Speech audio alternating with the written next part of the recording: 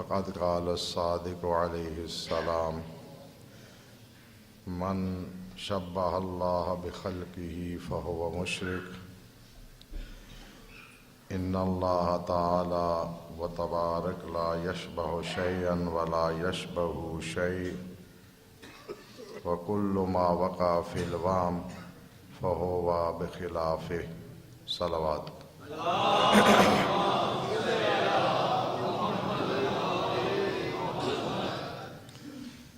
گناہان کبیرہ میں سے سب سے عظیم گناہ شرک باللہ، اس کے متعلق گفتگو ہو رہی تھی کہ خدا بند متعال کی وحدانیت کا اعتراف، اس کی ذات کی توحید، صفات میں توحید، افعال میں توحید، اس کی حکومت اور عبادت میں توحید، یہ سب موارد اور مصادیق، ان میں توحید کا قائل ہونا پڑتا ہے، پھر انسان کی توحید مکمل ہوتی ہے۔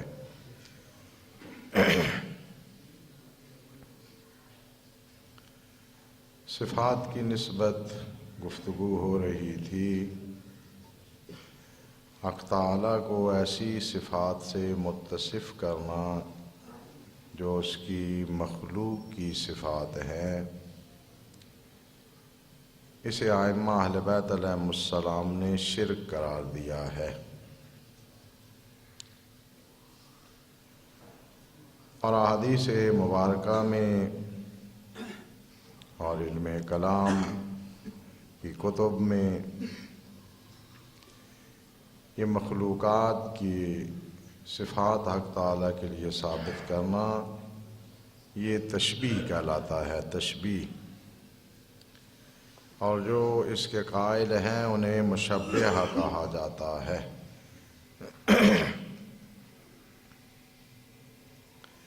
یہ حدیث مبارک جو تلاوت کی ہے، اس میں بھی حضرت نے ارشاد فرمایا کہ جو اللہ تعالیٰ کو اس کی مخلوق سے تشبیہ دے وہ مشرک ہے۔ تحقیق حق تعالیٰ نہ کسی چیز کے مشابہ ہے اور نہ کوئی چیز اس کے مشابہ ہے۔ وَكُلُّ مَا وَقَعَ فِي الْوَهْمِ، اور ہر وہ چیز جو کسی کے وہم میں واقع ہوتی ہے، یعنی قوت واہمہ کے ذریعہ سے اس کا تصور کرتا ہے، اپنے ذہن میں بناتا ہے، فَهُوَ بِخِلَافِهِ، وہ معبود اور اللہ نہیں ہے، وہ اس کے علاوہ کوئی اور چیز ہے۔ لہٰذا جتنی بھی مخلوقات کی صفات ہیں ان کو حق تعالیٰ کی طرف نسبت نہیں دیا جا سکتا، اور اگر کوئی انہی صفات کو خداوند متعال سے منسوب کرتا ہے تو وہ تشبیہ کر رہا ہے اور تشبیہ دے رہا ہے اور شرک کا ارتکاب کر رہا ہے۔ انسان اس کی مخلوق ہے، جسم رکھتا ہے، زمانہ اور مکان دونوں چیزوں کی طرف محتاج ہے، اس کے اعضاء ہیں۔ اکوان اربع سے خالی نہیں ہے، یا اکیلا ہوگا یا کسی کے ہمراہ ہوگا یا ساکن ہوگا یا متحرک ہوگا۔ ان چار چیزوں کو اصطلاح میں اکوان اربع کہا جاتا ہے۔ یہ چیزیں حق تعالیٰ کی طرف نسبت نہیں دی جا سکتی، نہ اس کا وجود مقدس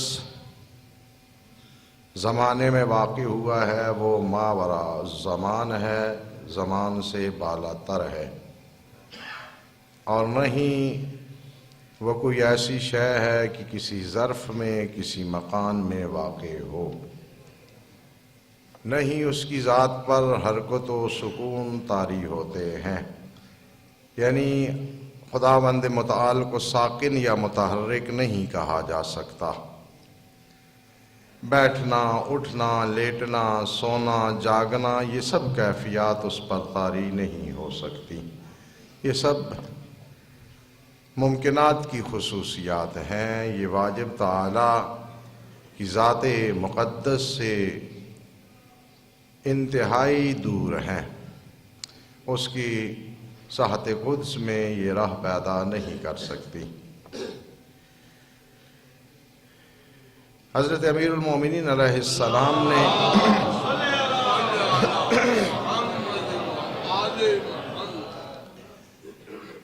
ایک شخص کو یہ کہتے ہوئے سنا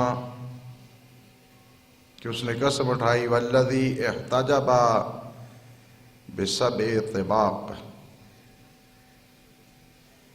کہ مجھے قسم اس ذات کی جو 7 پردوں میں پوشیدہ ہے۔ حجاب سے ہے احتجابہ، یعنی جس نے 7 پردوں کا پردہ کیا ہوا ہے۔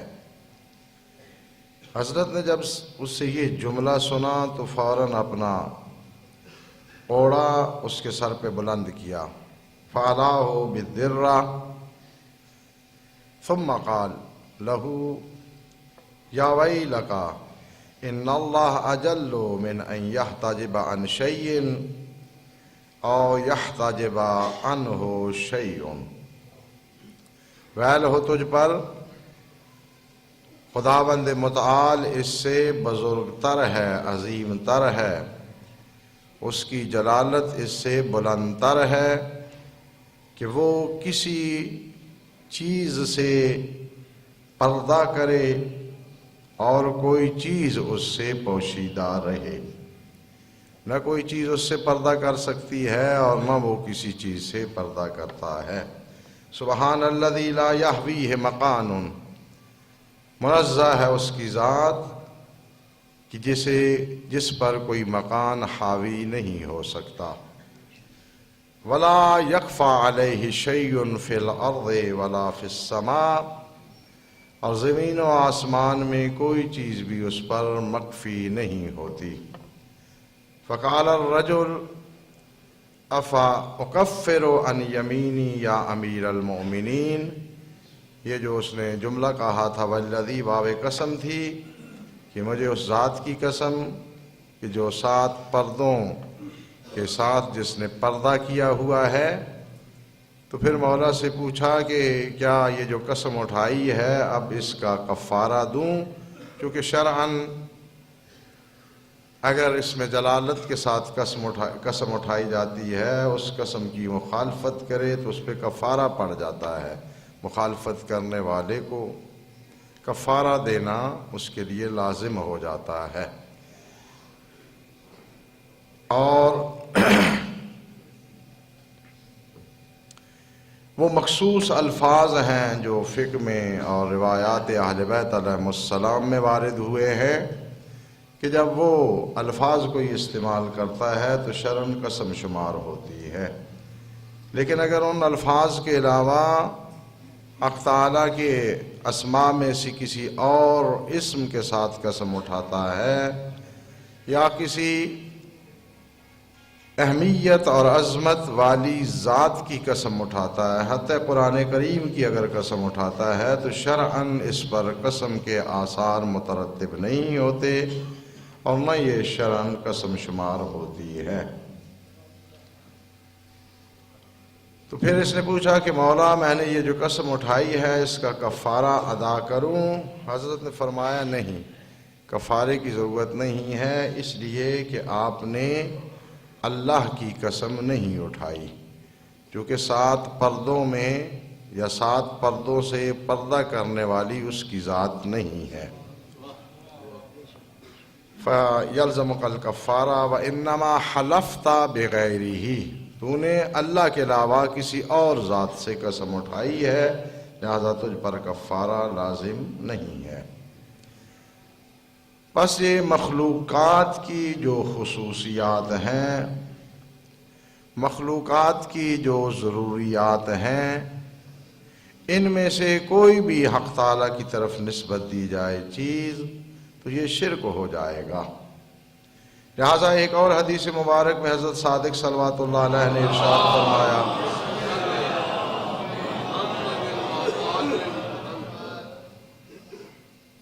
ان اللہ تبارک و تعالی لا یوصف بزمان ولا مکان ولا حرکت ولا انتقال ولا سکون، کہ حق تعالیٰ کو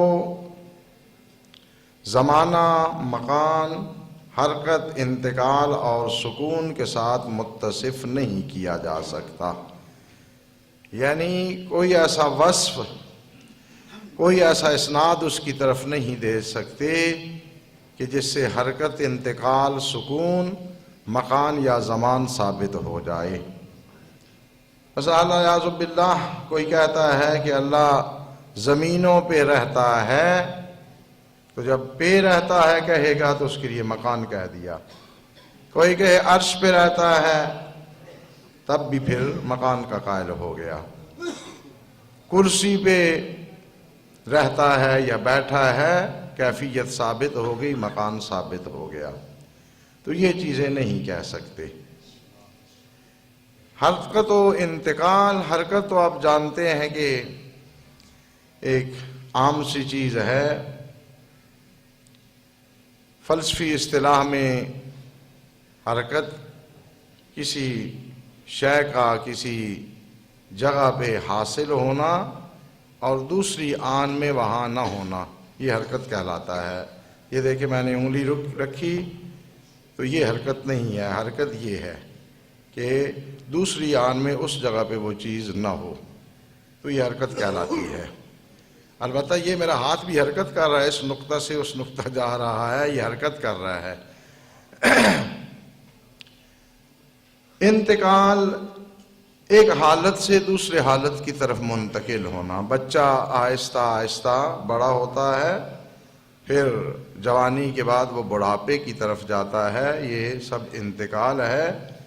یا ایک بڑا مشہور و معروف انتقال جو بڑا خرچے والا ہوتا ہے کہ بندہ اس جہان سے انتقال کرتا ہے، خرچہ بھی ہوتا ہے اور کچھ لوگوں کو آمدن بھی ہوتی ہے۔ ظاہر اس کے جو وارث ہوتے ہیں وہ اس کی جائیداد کے مالک بن جاتے ہیں، پہلے وہ اس کے مالک نہیں ہوتے۔ تو خداوند متعال کے لیے حرکت اور انتقال نہیں ہے، اور اسی طرح سکون بھی نہیں ہے کہ کوئی کہے کہ الیاذ باللہ وہ ساکن ہے۔ یہ سب عوارض جسم میں سے ہیں۔ جسم یا ساکن ہوتا ہے یا متحرک، جسم یا کسی چیز کے ساتھ ملا ہوتا ہے یا تنہا ہوتا ہے۔ اکوان اربعہ یہ جسم کی خصوصیات ہیں۔ جسم ہی زمانہ اور مکان کا بھی محتاج ہوتا ہے۔ جو ذات جسم اور جسمانیت سے مبرہ و منزہ ہو اس کے لیے جسم والے عوارض ثابت نہیں ہو سکتے، اور یہ سب نقص ہیں، چونکہ یہ سب حوادث ہیں، نہیں ہوتے بعد میں وجود میں آتے ہیں۔ تو حضرت نے ارشاد فرمایا کہ اللہ کو زمانہ، مکان، حرکت، انتقال، سکون سے متصف نہیں کیا جا سکتا، بل هو خالق الزمان والمکان والحرکت والسکون، بلکہ وہ تو ان عوارض کا خالق ہے۔ زمانہ کو اس نے خلق کیا ہے، مکان کو اس نے خلق کیا ہے، حرکت اور سکون کو اس نے خلق کیا ہے۔ تعالی اللہ عما یقولون علوا کبیرہ، بزرگ تر ہے اس کی ذات اس سے جو کچھ یہ کہتے ہیں علوا کبیرہ۔ یہ چونکہ یہ جملہ پڑا ہے تو بالکل ابھی میرے ذہن میں آ گیا ہے کہ ایک کوئی صاحب خود ساختہ علامہ محقق فرما رہے تھے کہ یہ جو مولوی نے آپ کو توحید دی ہے یہ تو صفات حضرت سلمان پہ صادق آ جاتی ہیں،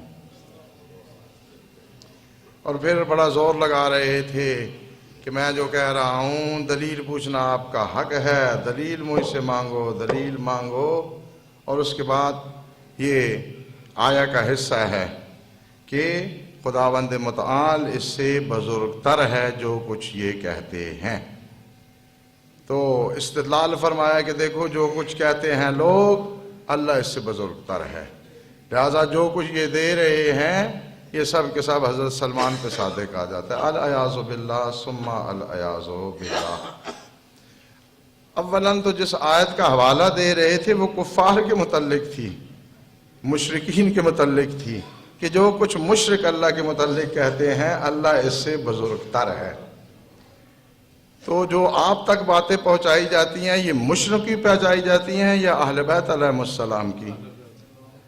تو پھر یہ کیا ہوا کہ اس کو تطبیق کر دیں کہ جو کچھ سب کہتے ہیں اس سے وہ بزرگ تر ہے۔ یہ قرآن کریم نے اور نبی اکرم صلی اللہ علیہ وآلہ وسلم نے جو اس کے صفات کے متعلق ارشاد فرمایا ہے وہ کچھ آپ تک پہنچایا جاتا ہے۔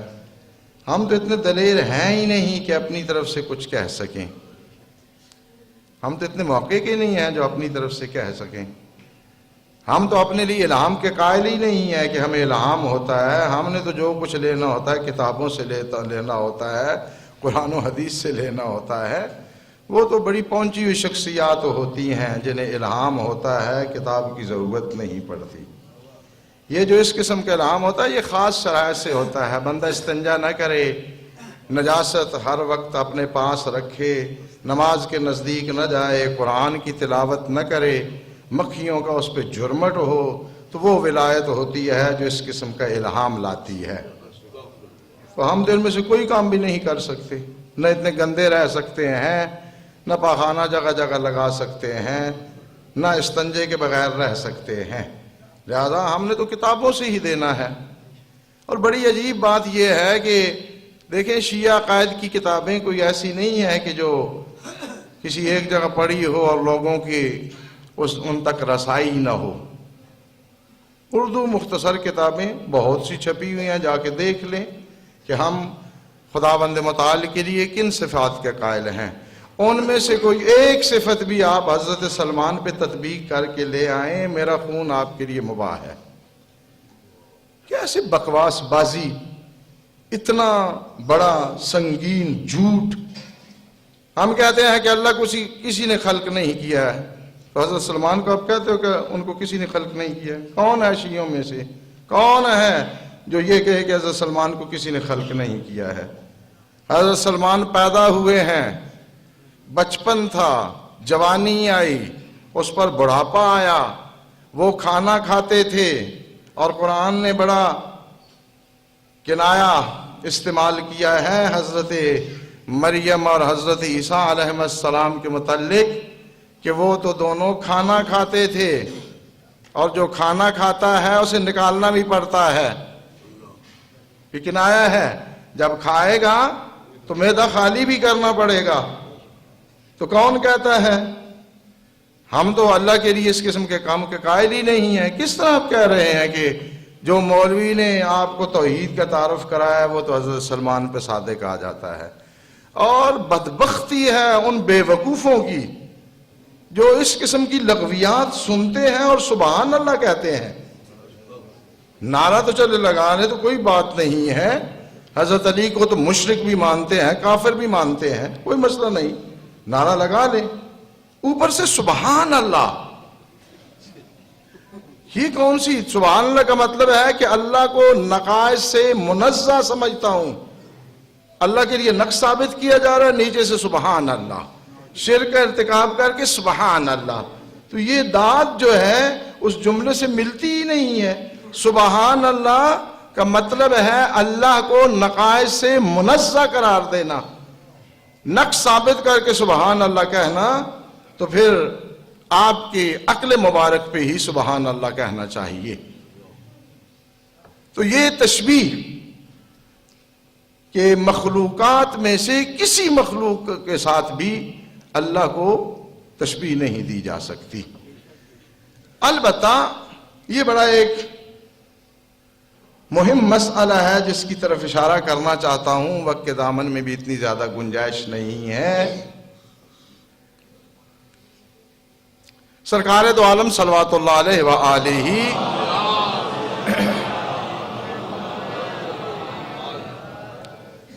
اور ائمہ اہل بیت اطہار صلوات اللہ علیہم اجمعین کہ جو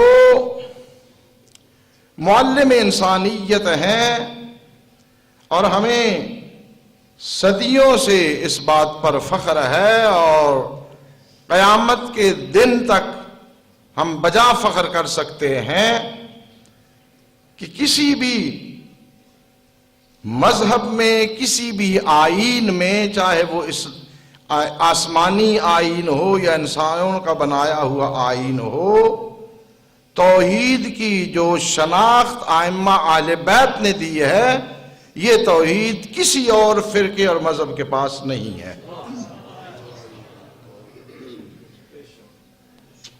اور وہ حضرت سلمان نہیں، حضرت سلمان میرے آپ کے ائمہ پر بھی وہ توحید کی صفات صادق نہیں آتی جو ائمہ اہل بیت علیہم السلام نے بیان فرمائی ہیں۔ لیکن بڑی عجیب بات ہے، جیسا کہ سرکار کی یہ حدیث پہ میں 2-3 خطبے دے چکا ہوں، حضرت نے فرمایا کہ مجھ پر جھوٹ بولنے والے زیادہ ہو جائیں گے۔ سرکار رسالت سے بھی ایسی احادیث منسوب کی گئی ہیں جو تشبیہ اور جبر پر مشتمل ہیں، یعنی اس سے پتہ چلتا ہے العیاذ باللہ کہ اللہ اپنی مخلوقات کے ساتھ مشابہت رکھتا ہے، یعنی وہ گویا کہ ہاتھ رکھتا ہے، وہ جسم رکھتا ہے العیاذ باللہ، اور پھر وہاں سے رسم چل پڑی۔ جسم ہو جتنا بھی خوبصورت ہو، جتنا بھی بڑا ہو، ایک محدود چیز ہے، انسان اسے دیکھ بھی سکتا ہے، اس کا تصور بھی کر سکتا ہے۔ پھر رسم چل پڑی، کیونکہ یہاں تو بندہ کسی منصبدار سے، کسی وزیر سے، کسی بڑی شخصیت سے ملاقات کر لے تو نسلوں کے لیے تعارف بن جاتا ہے، جناب بڑے صاحب تھے وہ، وزیر اعظم صاحب کے ان کے بڑے تعلقات تھے۔ تو اب اگر بندے کو پتہ چل جائے اللہ کا ایڈریس کہ عرش پر ایک کرسی ہے العیاذ باللہ، وہاں اللہ بیٹھا ہوا ہے العیاذ باللہ، تو ہر بندہ کوشش کرے گا کہ ایک آدھ ملاقات تو ہو ہی جائے اللہ سے۔ اور اگر ایسے نہیں ہو سکتی تو خواب میں تو ہو سکتی ہے نا، خواب آنے میں تو کوئی پابندی نہیں ہے۔ لہٰذا لوگوں نے گن کے رکھا کہ بھائی ایک صاحب ہیں، بڑی شخصیت ہیں اسلام میں، وہ کہتے ہیں کہ پہلے 99 دفعہ میں نے خواب میں اللہ کی زیارت کی ہوئی تھی، پھر ایک دفعہ ہوئی، 100 دفعہ پوری ہو گئی۔ اب یہاں 100 دفعہ کس کو نصیب ہوگی؟ یہ بھی بڑی شرافت والی بات ہے، 100 ملاقاتیں خواب میں ہی ہو جائیں۔ قصہ شروع ہو گیا، اور یہ شبہ شمستان رضا ہے، یہ ایک عملیات کی کتاب ہے، اس میں اس نے ایک عمل درج کیا ہے اور کہتا ہے کہ رافضیوں کی ناک رگڑتے ہوئے یہ لکھ رہا ہوں کہ جو شخص یہ عمل کرے رات میں اللہ کی زیارت ہوگی۔ اب ہمیں تو ہو نہیں سکتی چونکہ ہمیں تو اس نے سیر پہ نکال دیا ہے، تو پھر انہی کے لیے رہ جائے گی کہ جو اللہ کو جسم مانتے ہیں۔ ہمیں تو ویسے ہی نہیں ہونی، چونکہ ہم تو اللہ کو جسم مانتے ہی نہیں ہیں۔ العیاذ باللہ اگر خواب میں کوئی شے آ کے ہمیں کہے کہ اللہ ہے، ہم اللہ ہی نہیں مانیں گے، جوتے بھی اسے ماریں گے کہ تو کہاں سے اللہ ہو گیا، تو جسم ہے، تیرا اللہ ہونے کے ساتھ کیا تعلق ہے؟ تو پھر وہی اسے مانے گا نا جو اسے جسم مانتا ہے۔ لیکن یہ کوئی آج کا مسئلہ نہیں ہے، یہ بہت سے جو اعتراضات کیے جاتے ہیں یہ صدیوں پرانے باتیں ہیں، صرف زبانیں نئی آ گئی ہیں اور اس میں کچھ اضافہ نہیں کر رہے۔ جو کچھ کہہ رہے ہیں ائمہ اہل بیت علیہم السلام کے زمانے میں یہ باتیں کی جاتی تھیں، بلکہ اکثر ان میں سے وہ باتیں ہیں جو ڈائریکٹ ائمہ اہل بیت علیہم السلام سے بطور سوال پوچھی گئی ہیں۔ یہ سمجھ رہے ہیں کہ بڑی ہم کوئی 21ویں صدی کی تحقیق پیش کر رہے ہیں۔ تو ائمہ اہل بیت علیہم السلام اور سرکار رسالت صلوات اللہ علیہ وآلہ پر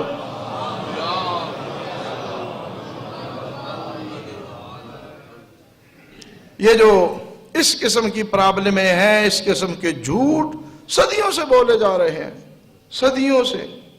یہ کوئی آج کا مسئلہ نہیں ہے۔ جو صحابی تھے ان میں جھگڑا رہا کہ سرکار نے اپنے رب کو دیکھا یا نہیں دیکھا۔ یہ باقاعدہ ایک بحث ہے معراج کی۔ ہمارے والوں نے تو اور ہی آسان کر دیا ہے، دیکھنے کے تو نزدیک نہیں گئے ہیں، اللہ کو ایک آدھا سیب شرم و شرمی کھلا ہی دیا ہے۔ یہ آپ کے جو محققین پیش کر رہے ہیں کہ سرکار رسالت وہاں تشریف لے گئے معراج پہ، وہاں سیب چھری آ گئی تو سرکار رسالت نے ارشاد فرمایا کہ مہمان تنہا کھائے تو اچھی بات نہیں ہے۔ پھر وہ سیب کے 2 ٹکڑے ہو گئے، ایک حصہ غائب ہو گیا۔ بے وقوف احمق۔ جو نبی ہمیں یہ تعلیم دیتا ہے کہ اللہ کا جسم نہیں ہے، اس کا منہ نہیں ہے، اس کے ہاتھ نہیں ہے، وہ معراج پہ یہ حسرت لے کے جا رہا ہے کہ اللہ سیب کھائے۔ العیاذ باللہ، اس سے بڑی بدتمیزی کیا ہوگی؟ پوچھنے والا کوئی نہیں ہے نا۔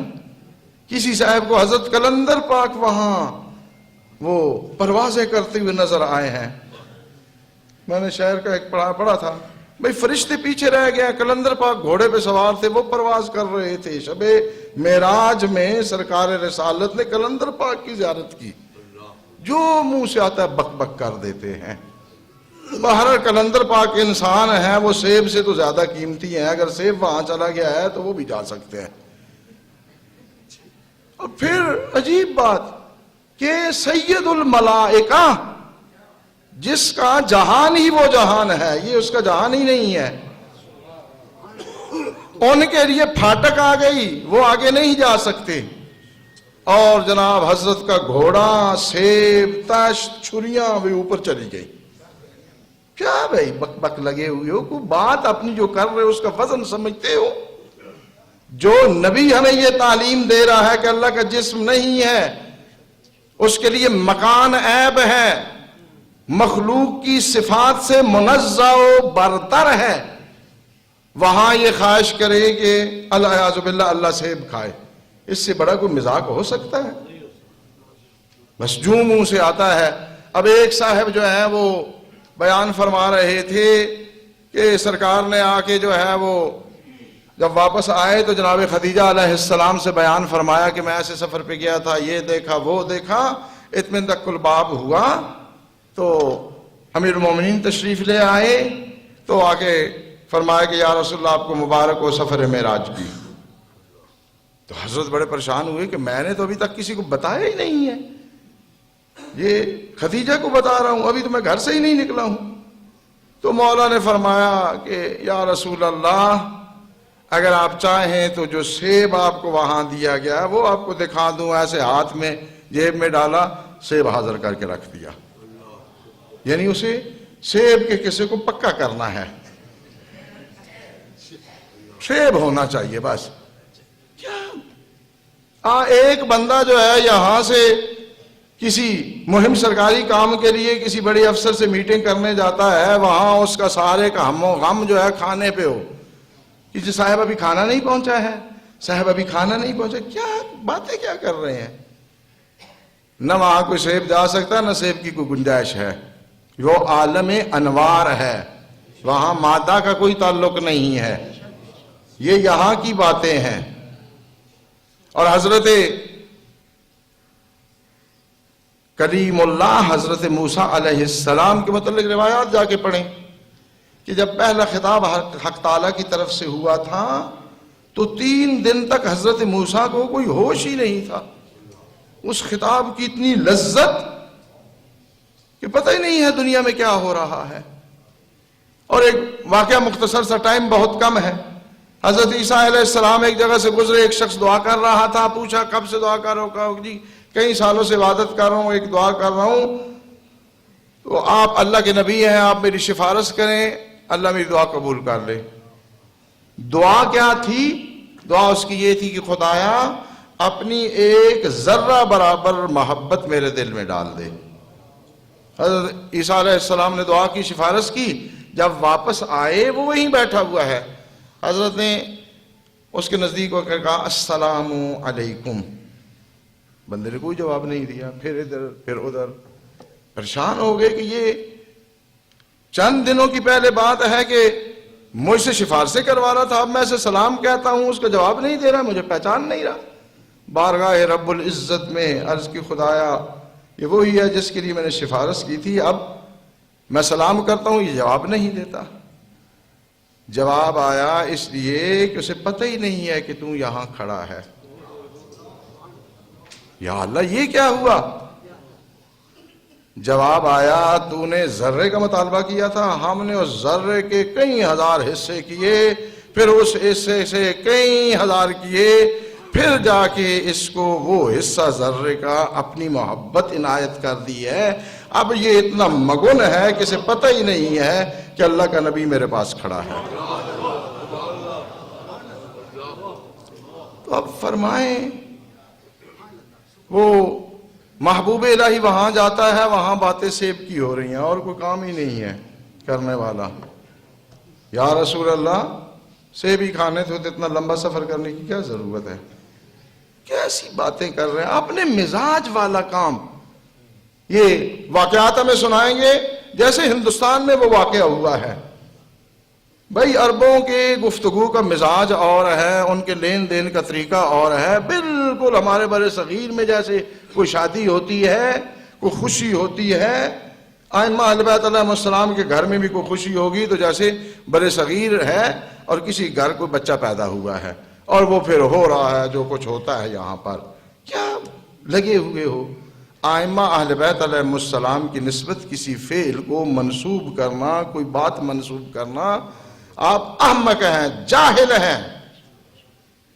ان کے کی ہوئی بات اسلام بن جاتا ہے، ان کا کیا ہوا فعل حکم اسلامی بن جاتا ہے، آپ کو کیا پتا؟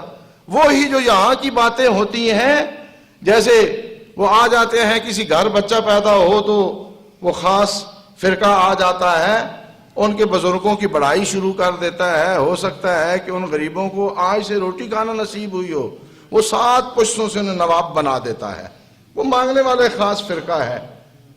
تو یہ ایسی باتیں کیوں کرتے ہو یار؟ اہل بیت علیہ السلام، ائمہ انبیاء صلوات اللہ علیہ مجمعین، یہ احترام اور ادب کے مقامات ہیں۔ اپنی طرف سے کسی حقیقت کو منسوب نہ کرو، اس لیے کہ ہم ان کی عظمت اور اہمیت کو سمجھتے ہی نہیں ہیں۔ بارگاہ رب العزت میں